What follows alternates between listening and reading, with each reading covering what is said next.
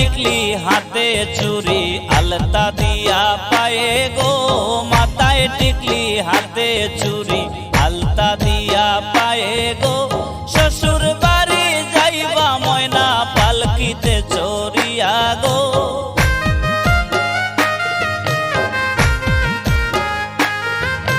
শ্বশুর বাড়ি যাইবা ময়না পালকিতে